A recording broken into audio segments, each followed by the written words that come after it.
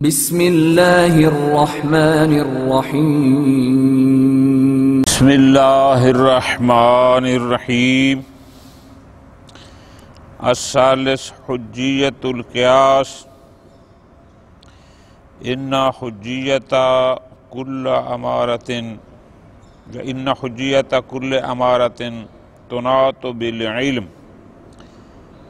بحث حجج میں 8ویں بحث ہماری ہو رہی تھی قیاس کے بارے میں کہ آیا قیاس حکم شرعی پر دلیل بن سکتا ہے یا نہیں بن سکتا۔ اس بارے میں بحث ہو گئی کہ کچھ لوگ ہیں جو قیاس کو ایک مستقل دلیل سمجھتے ہیں۔ گزشتہ درس میں 2 باتیں ہم نے پڑھی، ایک تھی تعریف القیاس کہ قیاس کسے کہتے ہیں، اور دوسری ارکان القیاس کہ قیاس میں کتنے رکن ہیں، کن چیزوں کے مجموعے کا نام ہوتا ہے قیاس۔ آج تیسری بحث جو قیاس سے متعلق ہے وہ ہے اس کی حجیت کے بارے میں کہ آیا قیاس حجت ہے یا حجت نہیں ہے۔ عبارت زیادی ہے، مطلب بہت مختصر ہے۔ نمبر 1، پہلی بات یہ یاد رکھنے والی ہے کہ کوئی بھی امارہ ہو، وہ ہو اس امارہ کی حجیت، کوئی بھی ہو وہ ہو علم کے ساتھ مربوط ہے۔ کیا مطلب؟ یعنی یا امارہ خود ایسی ہو جو علم آور ہو کہ اس امارہ سے علم اور یقین حاصل ہو جائے تو حجت ہے، یا اس امارہ کی حجیت پر کوئی دلیل قطعی و علمی دلالت کر رہی ہو تو حجت ہے۔ اگر کوئی امارہ از خود بھی مفید علم نہیں ہے، اگر کوئی امارہ ایسی ہے کہ اس کی حجیت پر کوئی دلیل قاطع بھی موجود نہیں ہے تو وہ کوئی امارہ بھی ہو وہ حجت نہیں ہوتی۔ یہ بات ختم۔ دوسری بات یہ ہے کہ اب ہم قیاس کے بارے میں یہ تلاش کرتے ہیں کہ آیا قیاس ذاتاً مفید علم ہے یا مفید علم نہیں ہے۔ پھر انشاءاللہ آگے بحث آئے گی کہ اگر یہ مفید علم نہیں تو آیا مفید ظن ہے یا نہیں، خوب علیحدہ بحث ہوگی۔ پھر اگر وہ ظن ہے تو آیا اس ظن کی حجیت پر کوئی دلیل قاطع ہے یا نہیں ہے۔ ذرا غور فرمانا ہے۔ خوب فرماتے ہیں پہلی بحث ہم نے یوں کرنی ہے، انہوں نے عنوان بھی بہت پیارا دیا، حل القیاس یوجب العلم، یعنی کیا قیاس من حیث القیاس یہ صلاحیت رکھتا ہے کہ یہ موجب علم ہو، قیاس کرنے سے قائس کو علم اور یقین حاصل ہو جائے، کیا ایسا ہے یا ایسا نہیں؟ شیخ مظفر رحمۃ اللہ علیہ اس کو بڑے آسان طریقے سے سمجھا رہے ہیں۔ فرماتے ہیں کہ قیاس تمثیل ہے۔ منطق مظفر میں ہم نے پڑھا تھا تمثیل ان ينتقل الذہن من حکم احد الشیئین الی الحکم علی الآخر بجہۃ مشترکۃ بینہما، یہ منطق مظفر کی عبارت تھی۔ خوب، اب اس کا مطلب ہے جو تمثیل ہوتی ہے، یہ احتمال، یہ قیاس بھی اسی میں سے ہے، تو یہ تمثیل فقط اس سے انسان کو احتمال ہوتا ہے، بئی معنی چونکہ یہ شے، یہ علت اس شے میں موجود تھی تو اس کا حکم یہ تھا، اب وہی علت چونکہ اس شے میں موجود ہے تو احتمال ہے کہ اس کا حکم بھی وہی ہو، تو پس یہ قیاس یا تمثیل یہ مفید احتمال ہے، مفید علم اور قطع نہیں ہے۔ یہ دو باتیں ہوں گی، بالکل آسان۔ نمبر 3،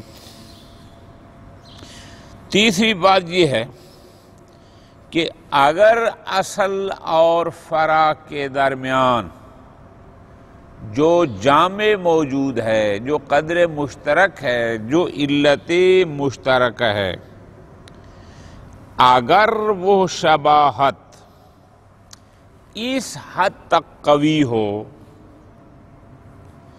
کہ انسان کو ظن قوی حاصل ہو جائے، ظن قوی کہ اس فرع پر بھی وہی اصل والا حکم ہوگا، یعنی وجہ شباہت اصل اور فرع جس چیز میں مشترک ہیں وہ اتنی قوی ہے، یا شبہ کی وجہ ایک نہیں، متعدد طریقوں سے ان کے درمیان شباہت پائی جاتی ہے کہ جس کی وجہ سے انسان کو ظن غالب جو قریب یقین ہوتا ہے وہ حاصل ہو جائے کہ پس چونکہ یہ وجہ شباہت ان میں بہت قوی ہے یا متعدد ہیں، لہذا جو اصل کا حکم ہوگا فرع کا حکم بھی وہی ہے۔ لیکن فرماتے ہیں اگر ظن ہو تو ان الظن لا یغنی من الحق شیئا، چونکہ ہم لوگ ظن من حیث ظن کی حجیت کے قائل نہیں ہیں، ہم کہتے ہیں وہ والا ظن حجت ہے جس ظن کے حجیت پر کوئی دلیل قاطع موجود ہو، دلیل قاطع نہ ہو اس کی حجیت پر تو ہم مطلق ظن کو حجت نہیں سمجھتے۔ خوب 3 باتیں ہو گئی۔ اب آپ گئی ایک چوتھی بات وہ یہ ہے، ذرا ترتیب سے چلنا ہے۔ فرماتے ہیں کہ اگر ہمیں اس بات کا علم ہو جائے، لفظوں پہ غور کرنا ہے، ظن کی بات نہیں ہے، ہمیں اس بات کا علم ہو جائے کسی بھی طریقے سے، علم ہو جائے کہ اصل میں ظن اصل پر حکم کی فلاں علت تھی، یعنی اصل کے لیے جو حکم وجوب آیا یا اصل کے لیے جو حکم حرمت آیا فلاں شے اس کی علت تامہ تھی۔ ذرا غور کرنا ہے، بس اس کا ہمیں علم ہو جائے، چونکہ یہ بات طے شدہ ہے کہ اگر علت تامہ موجود ہو تو معلول خود بخود وجود میں آ جاتا ہے۔ اگر ہمیں علم ہو جائے کہ اصل میں جو حکم تھا اس حکم کی فلاں شے علت تامہ تھی، اور اس انداز میں کہ اگر وہ علت ہے تو وہ حکم ہے، اگر وہ علت نہیں تو وہ حکم بھی نہیں، اگر ہمیں اس کا علم ہو جائے تو پھر ہم کہہ سکتے ہیں کہ اگر وہ علت فرع میں بھی موجود ہو علت تامہ تو اس کا حکم بھی وہی ہوگا جو اصل کا تھا۔ یہ 4 باتیں ہوں گی۔ 5ویں بات ذرا تفصیلی ہے، وہ یہ ہے کہ مشکل مرحلہ یہ ہے یہ علم کیسے ہو کہ اصل میں حکم کی علت تامہ فلاں شے ہے،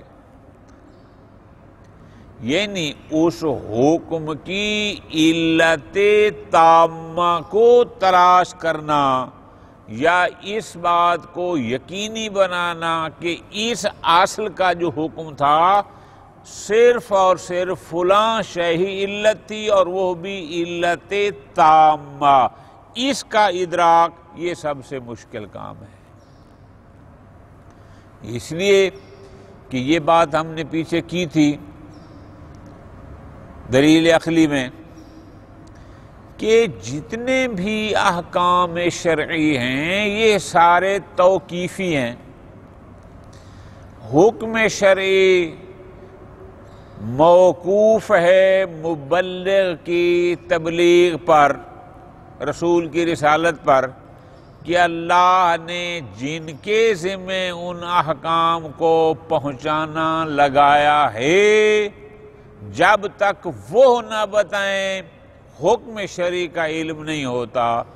بالفاظ دیگر حکم شرعی کو عقل کے ذریعے ہم درک نہیں کر سکتے کہ ہم کہیں کہ میرے عقل نے کہا ہے کہ اس کا حکم یہ ہے. فرماتے ہیں احکام شرعیہ میں عقل دخیل نہیں ہے، یہ سارے احکام شرعی توقیفی ہیں.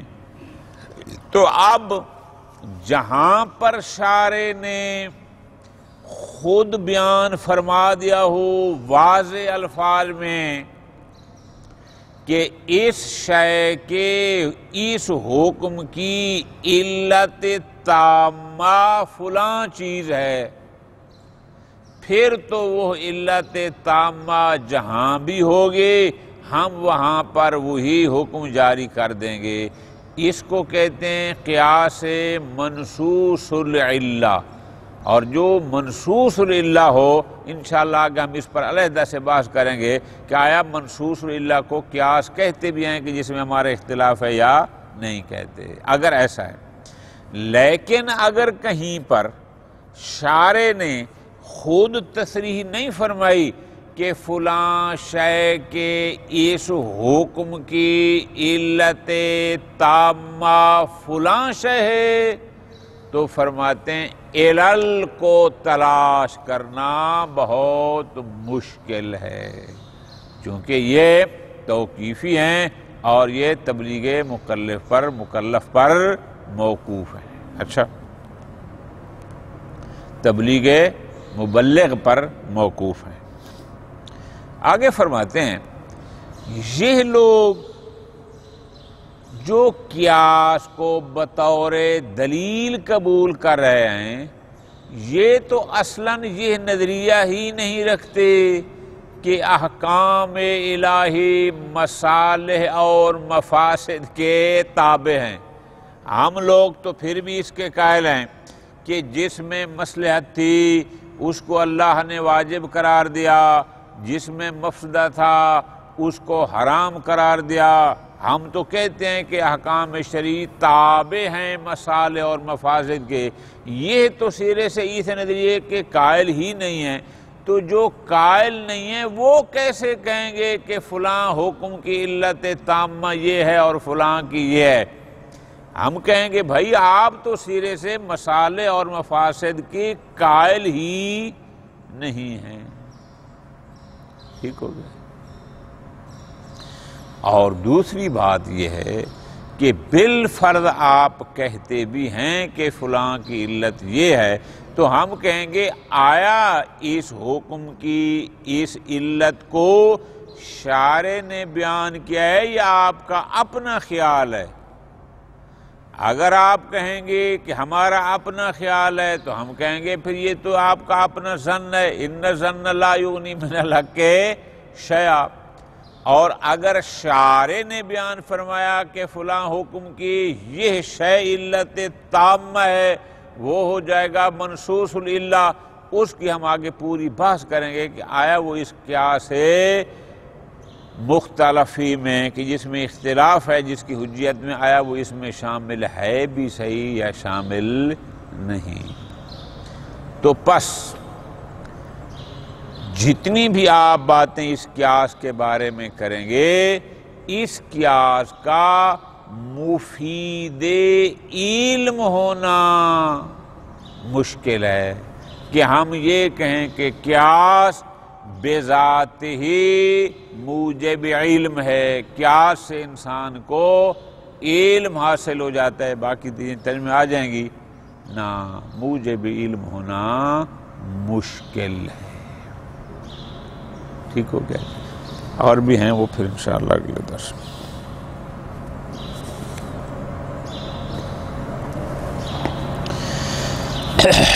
الثالث، پہلی بحث تھی تعریف قیاس میں، دوسری تھی ارکان قیاس میں، تیسری ہے حجیت القیاس. فرماتے ہیں ان حجیت کل امارت، ہر امارہ کی حجیت یہ مربوط ہے علم کے ساتھ، وہ امارہ کوئی بھی ہو. خوب وقت سبق بیان ذالک فی ھذا الجزء اکثر من مرہ. پس فالقیاس کا باقی الامارات، تو قیاس بھی باقی امارات کی طرح لا یکون حجتا الا فی صورتین، تو یہ فقط دو صورتوں میں حجت بن سکتا ہے، کوئی تیسری صورت بنتی نہیں ہے. کون سی؟ پہلی یہ ہے کہ ان یکون بنفسہ موجبا للعلم بالحکم الشرعی، کہ قیاس بنفسہ، قیاس ذاتاً اتنی طاقت رکھتا ہو کہ اس قیاس کے ذریعے ہمیں حکم شرعی کا علم حاصل ہو جائے.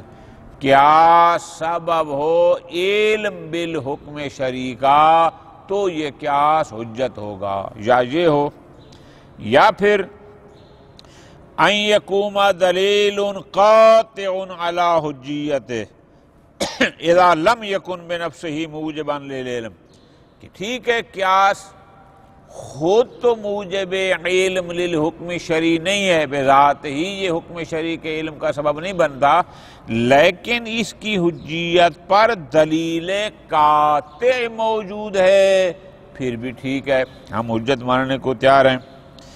پس وحینئذ لا بد من بحث موضوع حجیت القیاس من الناحیتین، تو اب ہم ان دونوں حوالوں سے بحث کرتے ہیں. پہلے ہم بحث کرتے ہیں اس حوالے سے کہ آیا قیاس بذات ہی موجب بنتا ہے کہ اس سے ہمیں حکم شرعی کا علم حاصل ہو جائے؟ اگر یہ موجب بنتا ہے تو بسم اللہ ہمیں قبول ہے، ہم اس کو حجت مانیں گے. اور دوسری بحث یہ کریں گے کہ نہیں، بذات ہی تو یہ موجب نہیں بنتا علم کا، لیکن اس کی حجیت پر کوئی دلیل قاطع موجود ہے، پھر اس پر بھی بحث کر لیں گے. اب پہلی بحث یہاں شروع فرما رہے ہیں. فنقول حل القیاس یوجب العلم، کیا قیاس موجب علم ہے؟ یعنی آیا قیاس کرنے سے قائس کو حکم شرعی کا علم حاصل ہو جاتا ہے یا نہیں؟ جواب فرماتے ہیں ان القیاس نوع من التمثیل المصطلح علیہ فی المنطق. منطق میں شیخ مظفر رحمۃ اللہ علیہ نے بات کی تھی، قیاس، استقراء، تمثیل، وہ تو یہ بھی اسی تمثیل کی ایک قسم ہے. وقلنا ہناک، اور ہم نے وہاں بتایا تھا کہ ان التمثیل من الادلہ التي لا تفید الا الاحتمال، تمثیل فقط مفید احتمال ہے. تمثیل کی تعریف وہاں یہ کی تھی کہ ان ينتقل الذہن من حکم احد الشیئین الى الحکم علی الآخر لجہۃ مشترکۃ بینہما، تو بہرحال یہ فقط مفید احتمال ہے. کیوں؟ فرماتے ہیں اس لیے لِأَنَّهُ لَا يَلْزَمُ مِن تَشَابُهِ شَيْئَيْنِ فِي أَمْرٍ، اس لیے کہ اگر دو چیزیں ایک امر میں مشابہ ہوں، ملتی جلتی ہوں، او فی عدت امور، یا دو تین چیزوں میں، ایک امر میں دو تین شے میں یہ شے اس شے کے مشابہ ہے، تو اس سے یہ لازم نہیں آتا ان یتشابہا، یہ تثنیہ ہے کہ وہ دونوں چیزیں تمام لحاظ اور خصوصیات میں مشابہ ہیں. یعنی کیا مطلب؟ کہ اگر دو چیزوں میں کوئی ایک شباہت پائی جاتی ہے تو قطعاً اس کا مطلب نہیں کہ تمام چیزوں میں یہ دونوں ایک دوسرے کے مشابہ ہیں، تمام خصوصیات میں مشابہ ہیں، نہ، ایسا نہیں ہے۔ ہو سکتا ہے کہ دو چیزیں ایک شے میں تو آپس میں شباہت رکھتی ہوں لیکن 10 چیزوں میں نہ ہوں، یہ ہو سکتا ہے۔ ختم۔ آگے فرماتے ہیں نام اذا قویت وجوہ الشبہ بین الاصل والفار، ہاں اگر اصل اور فرع کے درمیان وجہ سے بہت قوی ہو، وتعددت اور ایک بھی نہ ہو، چند حوالوں سے اصل اور فرع آپس میں شباہت رکھتی ہیں، یقوی فی النفس الاحتمال، تو اس متعدد شباہتوں کی وجہ سے احتمال قوی، حتیٰ کہ وہ احتمال ظن میں تبدیل ہو جاتا ہے، اور وہ ظن بھی یقرب من الیقین، یقین کے قریب، یعنی ظن غالب ہو جاتا ہے۔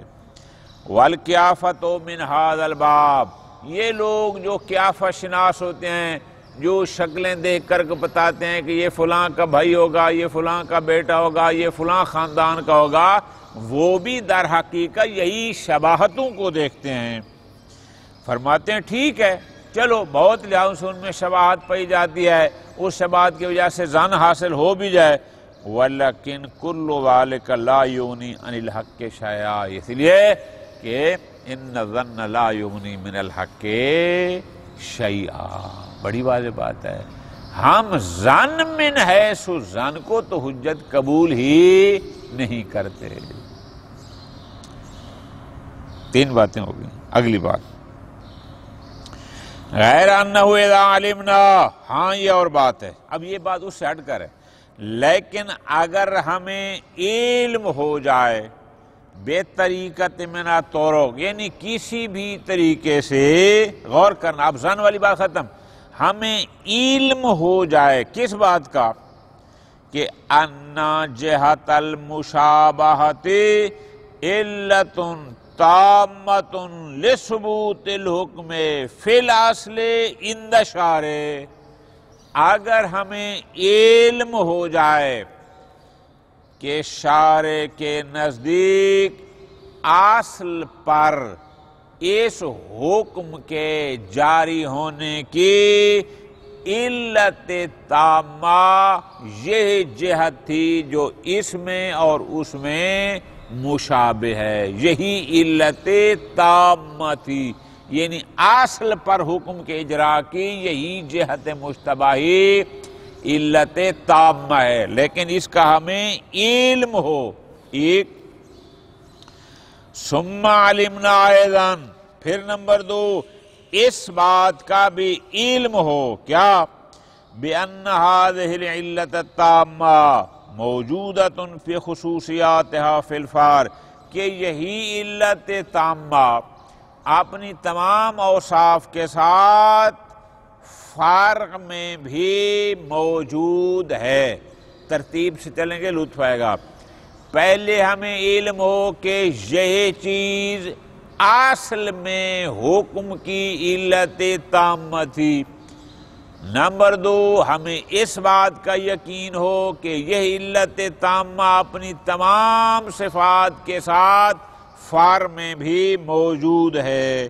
جب یہ 2 علم ہوں گے فلا فإنه لا محالۃ یحصل لنا، اب قہراً ہمیں علم حاصل ہو جائے گا بطور یقین، کیا استنباط ان مثل هذا الحکم ثابت فی الفرع کثبوتہ فی الاصل، کہ ہم یہ استنباط کر سکیں کہ اس فرع کا حکم بھی وہی ہوگا جو اصل کا حکم تھا۔ کیوں؟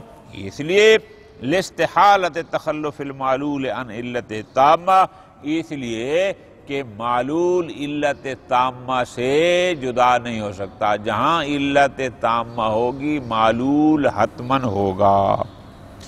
لیکن وَيَكُونُ مِنَ الْقِيَاسِ الْمَنْطِقِيِّ الْبُرْهَانِ، پھر یہ وہ برہان ہوگا کہ جو مفید یقین ہوتا ہے، یہ وہ والا قیاس نہیں ہوگا جس کی بات ہم کر رہے ہیں کہ جو مفید علم نہیں ہوتا، چونکہ ان 2 چیزوں کا علم ہونا ایک مسئلہ ہے۔ آگے فرما رہے ہیں 5ویں نمبر پر، اب ذرا غور کریں، ترتیب کو نہیں بھولنا۔ فرماتے ہیں پہلے یہ علم ہو جائے کہ اصل میں حکم کی علت تامہ فلاں شے ہے، پھر ہمیں یہ علم ہو جائے کہ وہ شے فرع میں بھی تمام خصوصیات کے ساتھ موجود ہے، پھر جا کر ہمیں علم حاصل ہوگا، یقین ہوگا، ہم یقین کے ساتھ یہ استنباط کر سکتے ہیں کہ فرع کا حکم بھی وہی ہوگا جو اصل کا تھا۔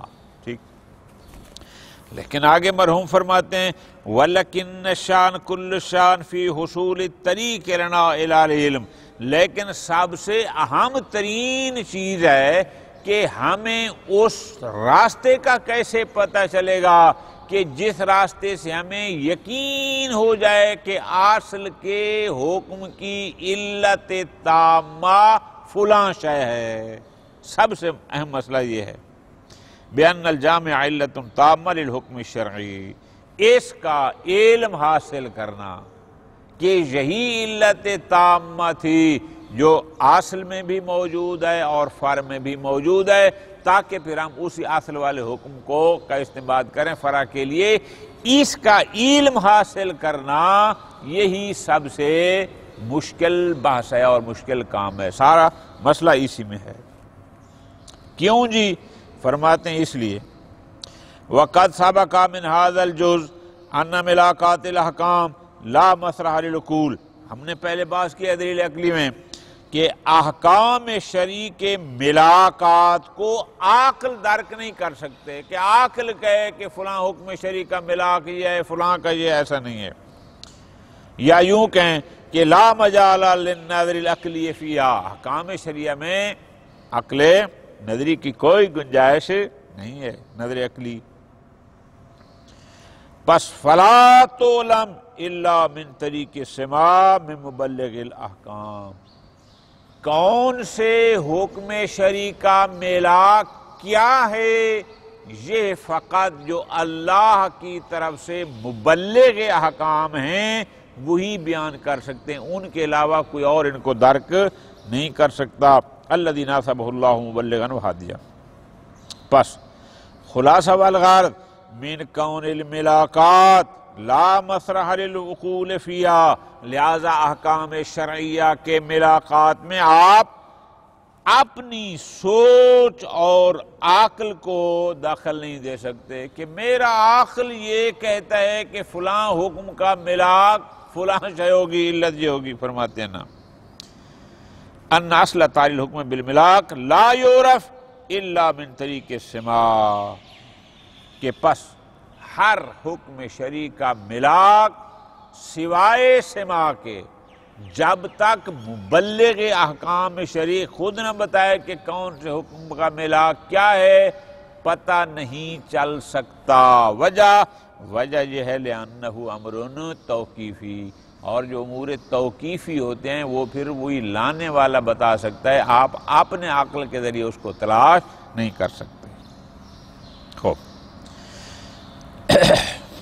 ٹھیک ہو گیا جی کہ فلاں حکم کا ملاک فلاں شے ہے، یہ درک کرنا عقل کا کام نہیں، یہ فقط مبلغ احکام بتائے گا، چونکہ یہ احکام شرعی سارے توقیفی ہیں۔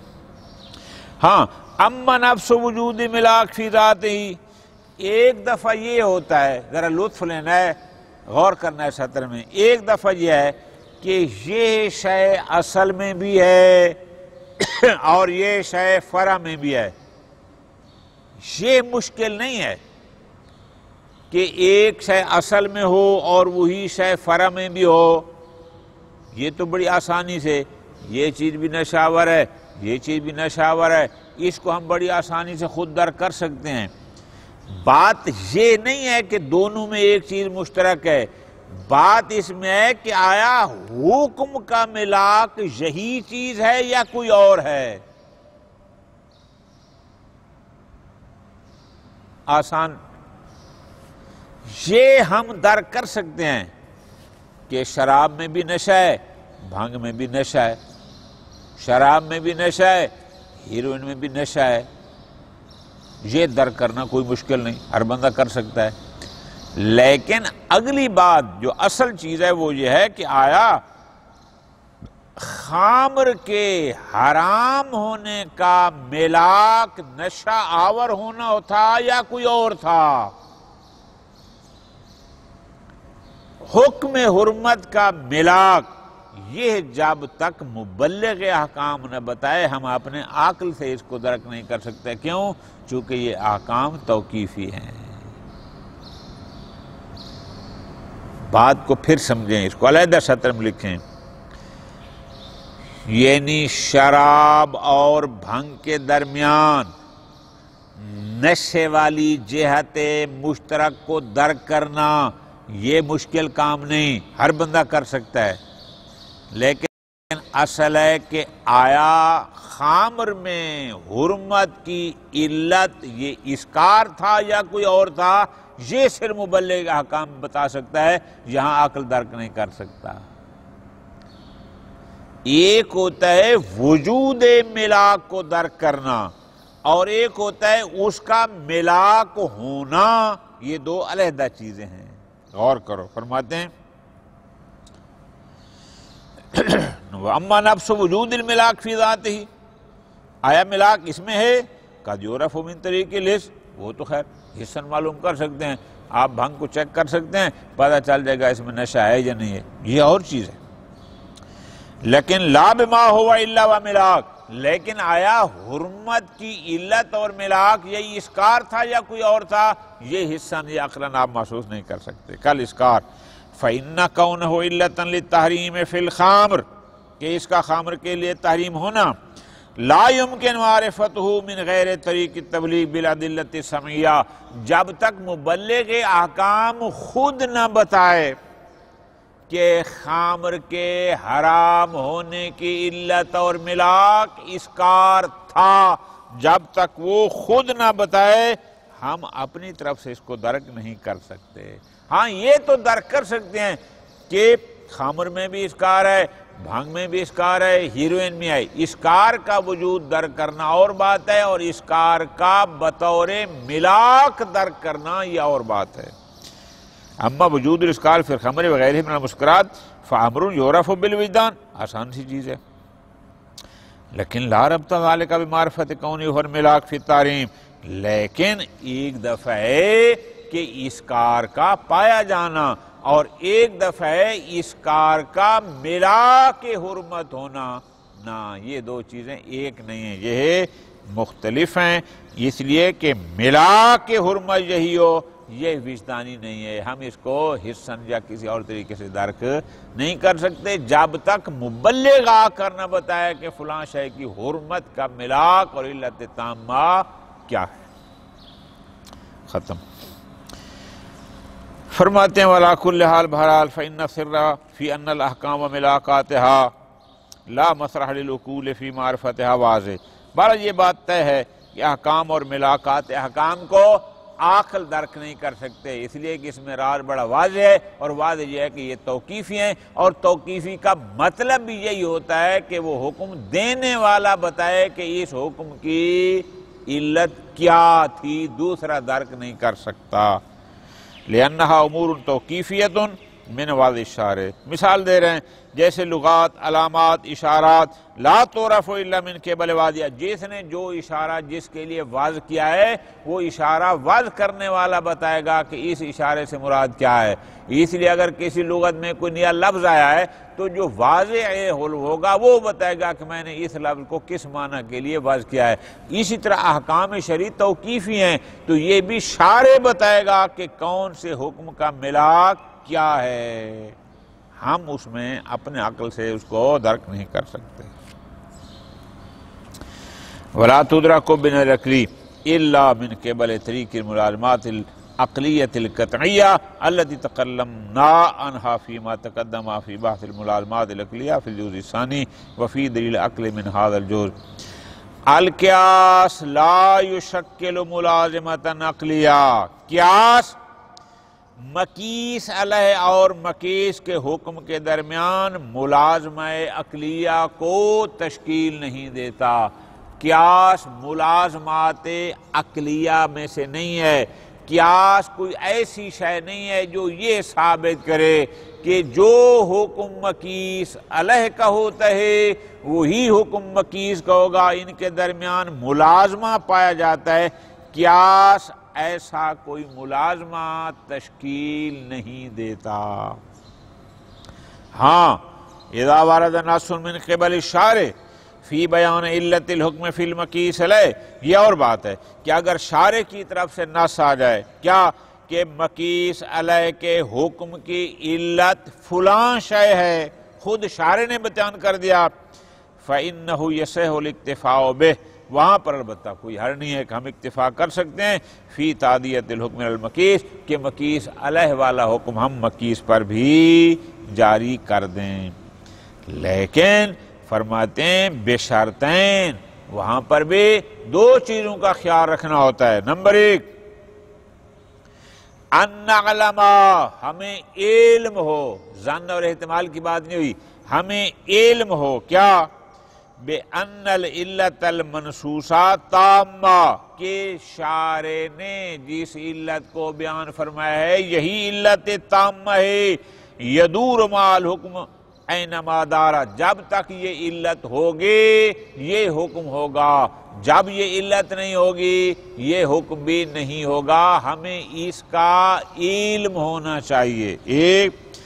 نمبر دو، اور دوسری شرط یہ ہے ان نعلم، ہمیں اس بات کا بھی علم ہو، ظن اور احتمال کی بات نہیں ہے، علم ہو کیا بے وجودہا فی المقیس، کہ یہی علت تامہ جو مقیس علیہ میں موجود تھی وہی 100% مقیس میں بھی موجود ہے۔ یہ دو شرطیں ہوں گی تب ہم مقیس علیہ والے حکم کو مقیس پر جاری کر سکتے ہیں، لگا سکتے ہیں، کہہ سکتے ہیں کہ مقیس کا حکم شرعی بھی یہی ہے۔ فرماتے ہیں والخلاصہ ان القیاس فی نفسہ لا یفید العلم بالحکم، قیاس من حیث القیاس یہ مفید علم بالحکم شرعی نہیں ہے، لأنہ لا يتقفل ثبوت الملازمہ بین حکم المقیس علیہ و حکم المقیس، اس لیے کہ یہ قیاس مقیس علیہ اور مقیس کے حکم کے درمیان ملازمے کو ثابت نہیں کرتا، پس اگر ملازمہ ثابت نہیں ہوتا تو پھر مفید علم نہیں ہو۔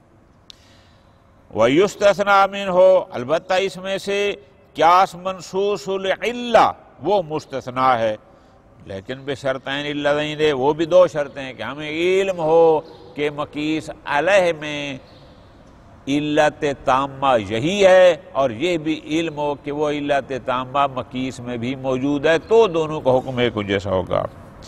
لیکن فرماتے ہیں وفی الحقیقہ ان منصوص العلت لیس من نوع القیاس، منصوص العلہ اصلاً قیاس میں سے ہے نہیں، چونکہ ہم اس پر پوری بات کریں گے۔ ایک قیاس منصوص العلہ ہوتا ہے، ایک قیاس الاولویت ہے، ایک مستنبط العلہ ہے، ہم کیا منصوص العلہ اور اولویہ ان کو اصلاً سرے سے قیاس میں شامل ہی نہیں کرتے۔ ابھی بات رہتی ہے انشاءاللہ پھر اگلے درس میں۔ صلی اللہ علی محمد و آل محمد۔